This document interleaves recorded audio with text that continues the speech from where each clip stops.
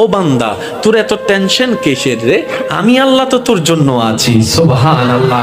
আমি আছি না তোর? আরে যার কেউ নাই তাই না টেনশন করে, যার টাকা নাই সে টাকা নিয়ে টেনশন করে, যার অভিভাবক নাই সে অভিভাবক নিয়ে টেনশন করে, যার মোবাইল নাই সে মোবাইল নিয়ে টেনশন করে। আরে আমি আল্লাহ তো আছি তোর, আমি আল্লাহ তো আছি যিনি ইন্নাল্লাহ আলা কুল্লি শাইইন কাদির। আমি আল্লাহ রহমান তো আছি, আমি রহিম তো আছি, আমি গফফার তো আছি, আমি সত্তার তো আছি। সুবহানাল্লাহ। আমি গফফার তো আছি, আমি রাজ্জাক তো আছি।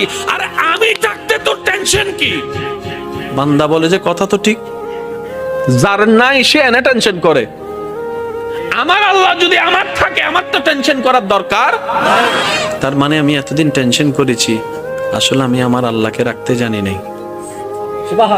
আমি আমার আল্লাহকে রাখতে জানি, আমি আমার আল্লাহকে ধরে রাখার মতো ধরে রাখতে জানি নাই, যার কারণে তো টেনশন আমাকে স্পর্শ করেছে।